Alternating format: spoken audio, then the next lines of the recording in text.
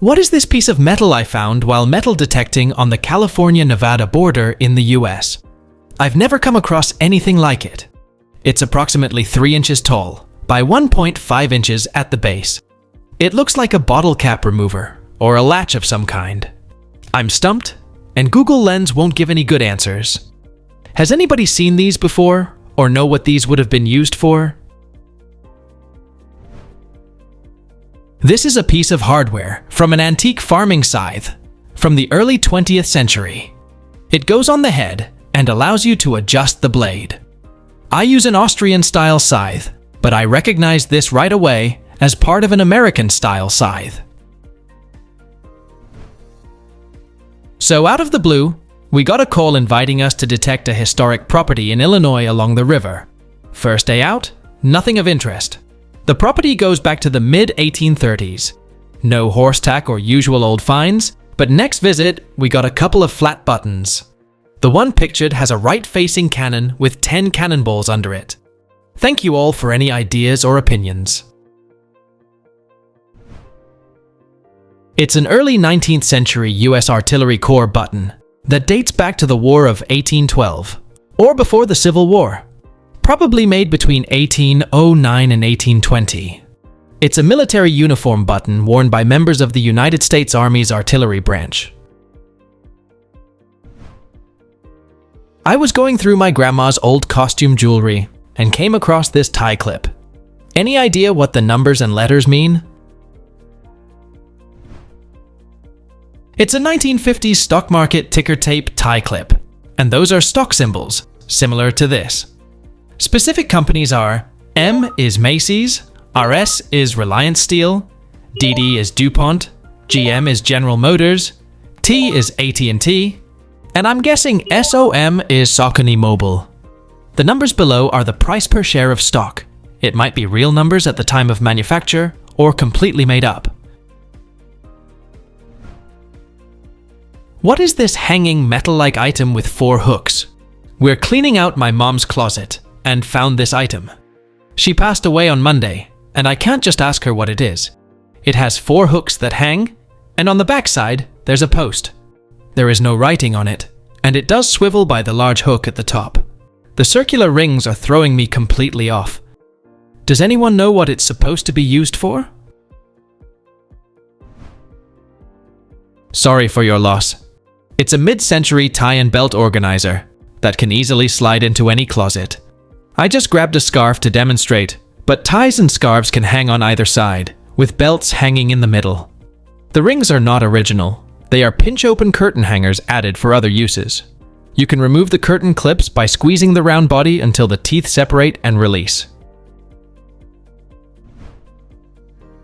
I know this is not cookware, but I was wondering about this being a 2-man logging or ice tongs.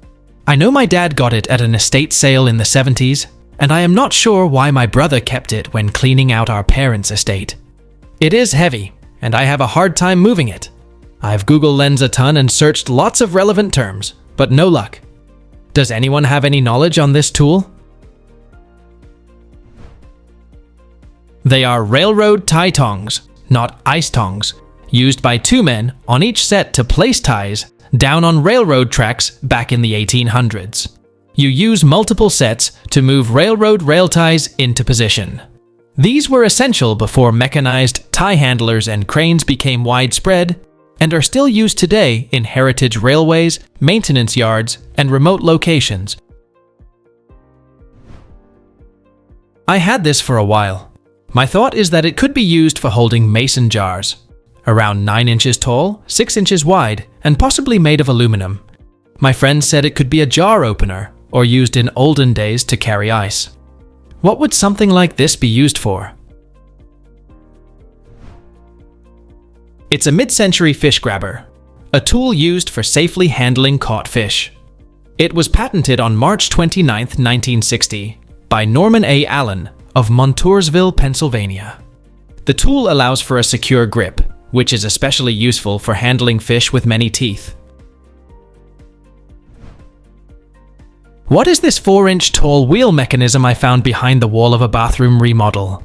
It was under a pile of old razor blades behind a medicine cabinet, and in the wall cavity of a house that was built in 1910.